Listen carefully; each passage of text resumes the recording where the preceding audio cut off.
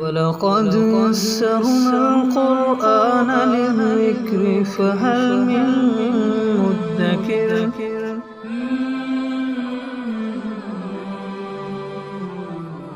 سورہ آل عمران آیت نمبر 179۔ اعوذ باللہ من الشیطان الرجیم، بسم اللہ الرحمن الرحیم۔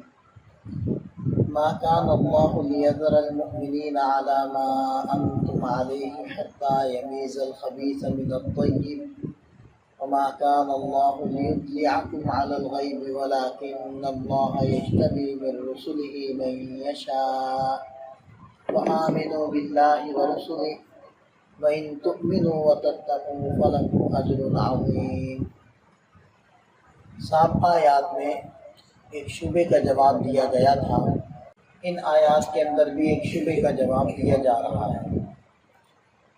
سابقہ آیات میں شبہ یہ تھا کہ منافقین اور نافرمان ان کے ساتھ اللہ تعالیٰ کا فضل والا اور کرم والا جو بظاہر معاملہ نظر آتا ہے کہ وہ بڑے مالدار ہیں اور دنیا میں بڑے پنپ رہے ہیں، تو اس کی کیا وجہ ہے؟ اس کا جواب دیا گیا تھا کہ یہ اصل میں ان کو ڈھیل دی جا رہی ہے اور پھر اللہ تعالیٰ ان کی پکڑ فرمائیں گے۔ تو ان آیات میں ایک دوسرا شبہ پیدا ہوتا ہے کہ جو مومنین ہیں، جو مخلصین ہیں، اسی طرح جو اللہ تعالیٰ کے فرما بردار ہیں، تو ان کے اوپر حالات سخت کیوں ہوتے ہیں، ان کے اوپر آزمائشیں کیوں آتی ہیں؟ وہ تو اللہ کے ماننے والے ہیں۔ تو ان آیات میں اس شبے کا جواب دیا گیا۔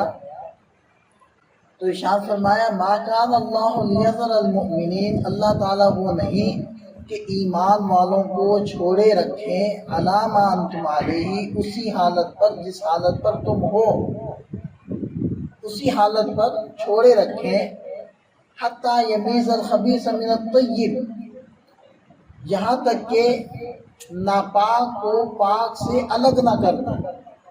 کہ ایسا نہیں ہو سکتا کہ ایمان والوں کے اندر منافقین گھسے رہیں، ایمان والوں کے اندر دوگلے لوگ گھسے رہیں، اور ناقص ایمان والے، کمزور ایمان والے گھسے رہیں، اور اسی طرح کام چلتا رہے۔ اللہ تعالیٰ یہ نہیں چاہتے۔ اللہ تعالیٰ یہ چاہتے ہیں کہ صحیح کو غلط سے، ناپاک کو پاک سے، منافقین کو مومنین سے الگ کر دیں، کیونکہ یہ خاص طرز کی جماعت اور گروہ تیار کیا جا رہا ہے۔ انہوں نے آگے چل کر روم سے ٹکرانا ہے، انہوں نے آگے چل کر فارس کو فتح کرنا ہے، کیسر و کسریٰ کو فتح کرنا ہے، اور پوری دنیا کے اندر انہوں نے قیادت کے فرائض سر انجام دینے ہیں۔ تو ان کا پاک صاف ہونا ضروری ہے۔ اس میں یہ خیال پیدا ہوتا ہے کہ اس کا تو آسان طریقہ یہ تھا کہ اللہ تعالیٰ اطلاع دے دیں، ایمان والوں کو بتلا دیں۔ تو ارشاد فرمائے کہ وما کان اللہ لیطلعکم علی الغیب، کہ اللہ تعالیٰ ایسا نہیں کرتے کہ عام مومنین کو غیب پر مطلع کر دیں، اور ایسا بھی نہیں کہ رسولوں پر وحی کے ذریعے سے یہ وحی اتار دیں کہ فلاں مومن ہے، فلاں کافر ہے۔ کیونکہ دیکھیں یہ بظاہر آسان طریقہ تو نظر آتا ہے، لیکن جب صرف ایک اطلاع آئے گی کہ یہ منافق ہیں، اور کسی واقعے کے اندر ان کا نفاق کھل کر سامنے نہیں آیا ہوگا، تو جب مومنین ان سے کھینچیں گے اور ان سے معاملات نہیں کریں گے اور ان کے پاس نہیں بیٹھیں گے، تو وہ یہ آسانی سے دعویٰ کر دیں گے کہ ہم تو مخلصین ہیں، ہم تو مومنین ہیں، ہمارے اندر تو تمہارے لیے خیر خواہی ہے، ہم تو کسی طرح بھی بدخواہ نہیں ہیں، اور ہمارے اندر نفاق نہیں ہے۔ تو اس وحی کی بات کی آسانی سے نفی کر دیں گے۔ اور دیکھیں آپ، ویسے تو اللہ تعالیٰ کے ہر کام میں بے شمار حکمتیں ہیں۔ اگر اللہ تعالیٰ صرف ایک وحی کے ذریعے سے مومنین کو بتاتے کہ یہ منافقین ہے، تو ہو سکتا ہے کہ کسی کا دل ان کے ساتھ جڑا رہتا اور قلبی محبت ان کے ساتھ قائم رہتی، لیکن اللہ تعالیٰ نے ایسا نہیں کیا، بلکہ مختلف مواقع ایسے قائم فرمائے اور ان مواقع کے اوپر یہ موقع دیا گیا کہ مومنین اور مخلصین اور اسی طرح منافقین ان کا کردار سامنے آئے. تو ایسے ہی ہوا، احد کے اندر ان کا کردار سامنے آیا اور کھل کر منافقین سامنے آ گئے. اب مومنین کو یہ ترغیب دینے کی ضرورت نہیں تھی، اب ان کے دل کو ان لوگوں سے ہٹانے کی کوئی ضرورت نہیں تھی. اب ان کے سامنے واضح طور پر آ گیا تھا کہ کون مومنین ہے اور کون منافقین ہے. پکے دوست، کچا دوست، مخلص یا دوغلا بندہ اور ساتھ دینے والا اور وقتی اپنا فائدہ اٹھانے والا، ان چیزوں کا پتہ ان حالات سے ہی تو چلتا ہے. جو مشکلات میں ساتھ دیتے ہیں وہ اپنے ہوتے ہیں. تو یہ ارشاد فرمایا کہ اللہ تعالیٰ ایسا بھی نہیں چاہتے کہ تمہیں غیب پر مطلع کر دیں. وَلَٰكِنَّ اللَّهَ يَجْتَبِي مِن رُّسُلِهِ مَن يَشَاءُ، لیکن اللہ تعالیٰ اپنے رسولوں میں سے جس کو چاہے چن لیتے ہیں اور ان کو غیب کی خبریں دے دیتے ہیں. انباء الغیب جس کو قرآن کی اصطلاح میں کہا جاتا ہے. بھارت کسی رسول کو چن کر اللہ تعالیٰ وحی کے ذریعے سے جب غیب کی خبریں بتائیں تو غیب پر مطلع ان کو بھی نہیں کہا جائے گا، ان کو بھی کہا جائے گا کہ ان کو غیب کی خبریں بھیجی جاتی ہیں. کیونکہ علم غیب کے لیے دو بنیادی چیزیں وہ ذہن میں رکھیں. پہلی چیز تو وہ ہوتی ہے کہ علم غیب ذاتی ہوتا ہے، کسی کا عطا کردہ جو علم ہوتا ہے اس کو غیب نہیں کہتے.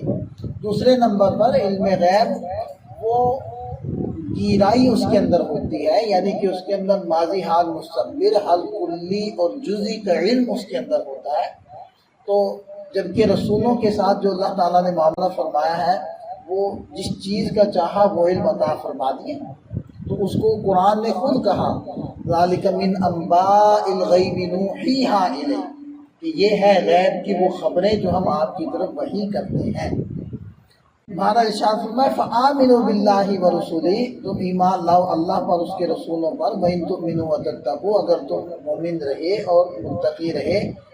فلکم اجر عظیم، تو تمہارے لیے بڑا اجر ہے.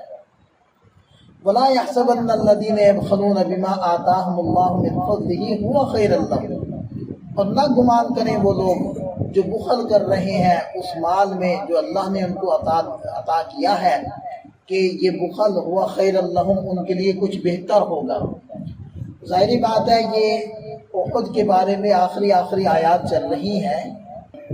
احد کے واقعے کے بارے میں 6 رکوع گزرے ہیں. ان 6 رکوعوں کے اندر احد کے بارے میں مختلف پہلوؤں سے اللہ تعالیٰ کو فرمائی ہے. تو یہاں یہ آخری آیات چل رہی ہیں. تو ایسا ہوا ہوگا کہ ایمان والوں کو متوجہ کیا گیا ہوگا کہ یہ موقع ہے اور اس موقع کے اوپر تم لوگ مال خرچ کرو تاکہ لڑائی کے لیے تیاری کی جا سکے. تو اس موقع پر جو بخیل لوگ تھے ان لوگوں نے اپنا ہاتھ پیچھے کیا اور مال خرچ نہیں کیا. تو اللہ تعالیٰ ارشاد فرما رہے ہیں کہ جو لوگ بخل کرتے ہیں تو یہ بخل کرنا ان کے لیے کچھ اچھا نہیں ہے. بل هو شر لهم، بلکہ یہ تو ان کے لیے برا ہے. بخل کسے کہتے ہیں کہ جس جگہ خرچ کرنا واجب ہو وہاں خرچ نہ کرنا یہ بخل ہے. ہاں جس جگہ خرچ کرنا مستحب ہو واجب نہ ہو وہاں خرچ نہ کرنا یہ بخل نہیں کہلاتے. ہاں خلاف اولا ضرور ہے، مطلب نفلی صدقے کرنے ہیں وہاں کوئی خرچ نہیں کر رہا تو اس کو بخیل نہیں کہیں گے. ویسے بخل کے لفظ کو عام کر کے عام طور پر ان کو بھی بخیل ہی کہہ دیا جاتا ہے، لیکن ویسے اصطلاحی طور پر اس کو بخیل نہیں کہیں گے. اس کے مقابلے میں ایک اور لفظ آتا ہے شح. شح کہتے ہیں کہ وہ اخراجات جو بندے کے اوپر کرنے واجب ہوتے ہیں بندہ وہ اخراجات نہ کرے بلکہ مال کی حویث میں اس کو بڑھانے کے لیے کوشش کرتا رہے. اس کو شح کہتے ہیں.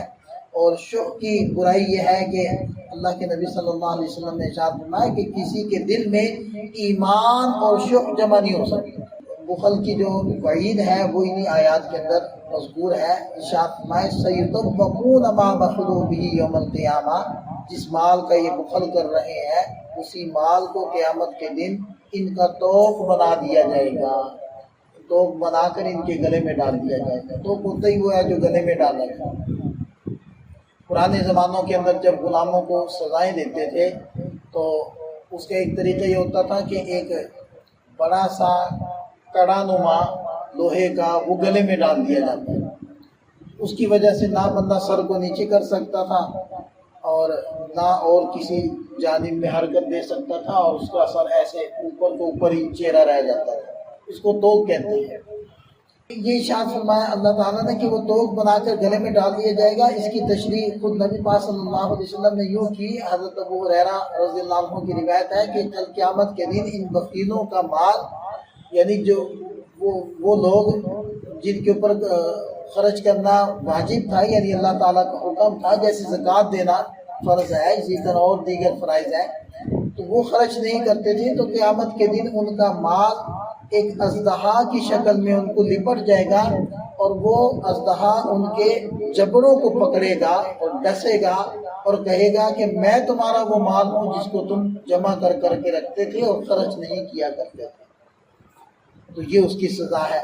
اور پھر ارشاد فرمائے وَلِلَّهِ مِيرَاثُ السَّمَاوَاتِ وَالْأَرْضِ، آسمان زمین کی وراثت تو اللہ کے لیے، اور جو کچھ لوگوں کے پاس ہے، یہ زمینیں، یہ پلاٹ، یہ مکان بڑھتے جائیں گے، آگے شفٹ ہوتا جائے گا، اخیر میں قیامت آ جائے گی، سارے مر جائیں گے، تو سب کس کا؟ تو اس لیے کہتے ہیں کہ حقیقی ملکیت کائنات کی ہر چیز میں اللہ کی ہے، اور بندوں کی ملکیت وہ مجازی ہے، حقیقی نہیں ہے۔ تو فرمایا کہ یہ سب کچھ اللہ ہی کا ہے، واللہ بما تعملون خبیر، جو کچھ تم کرتے ہو اللہ تعالیٰ اس کو خوب جانتے ہیں۔